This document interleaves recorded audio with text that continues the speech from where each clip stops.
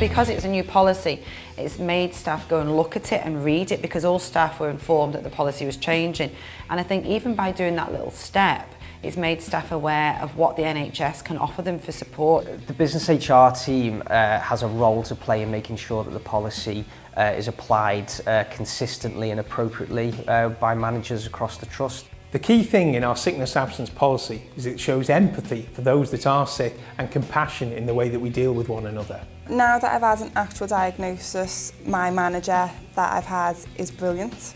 I literally cannot fault a single thing she's done.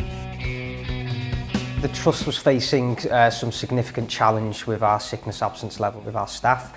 A lot of the work we did many things looking at how to address that situation, and one of the key things was reviewing our trust managing sickness absence policy to make sure that managers use it consistently and compassionately. And there's also an onus on trust managers as well to explore temporary redeployment to encourage staff to come back maybe in an alternative role as a supportive measure to get them back in where appropriate, and obviously in conjunction with occupational health advice. Initially, staff had concerns regarding the policy because the triggers were a lot shorter than they had been previously. But as I've spoken and talked to staff around the policy, this policy affects me as well. And if you're unwell, this sickness policy isn't going to penalise you for being unwell. If a staff member is suffering or has a problem that they're not happy to discuss, the sickness policy will actually show us this a little bit sooner than letting it drag on. There's also one of the key things is to have a more structured approach to managing long-term cases, to make sure that people are fully supported and facilitate as early a return as possible. We are all being consistent and that we're showing best practice, and also taking into account some of those exceptional circumstances that can provoke a bit of discussion. My name's Devon Williams and I work in research and development here at the Royal Liverpool Hospital. My condition, which I've been off with, isn't very well known. It's called endometriosis. Some days you're in so much pain that it's not ideal to always be sent to occupational health or home visits or work visits. It's nice to sometimes be left alone and just have phone interaction with managers, being able to recover and also educate your manager on why you're feeling the way that you do. Happy and healthy staff make for good patient outcomes. We all know that happens nationally, but locally I think we're really lucky as an organisation that we've got an awful lot of support for staff. Obviously the support starts before staff go off sick. That's the ideal. That's a 24/7 helpline. The majority of staff who access that service are actually in work and not out work.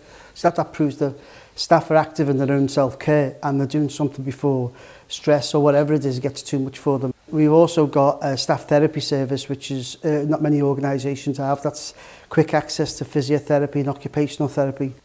The third element is the occupational health service, which we can refer staff to. That's a part of the support that's available to our staff at all times. It's made staff aware of what the NHS can offer them for support, staff counselling services, physiotherapy, occupational therapy, and they may not necessarily have been aware of that before the policy actually came in because they've never triggered on the policy. I think the feedback's been very good from both managers and staff alike. Managers feel that it's much more effective in tackling some members of staff who do have historically poor sickness records.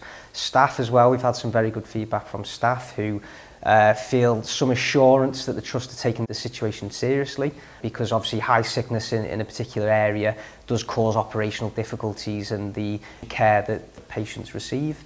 You all know better than me that if people are off sick, then that puts added pressure on those people that remain in the workplace, carrying what are heavy workloads, particularly at winter time, but now more and more throughout the year. We're really pleased that we've seen a significant improvement in the figures, and the figures for May this year were the lowest we've seen in May since 2011.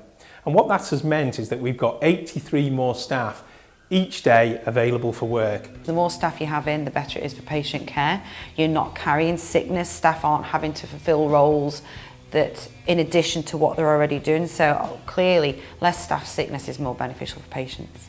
It makes it easier for us to work with people and feel open.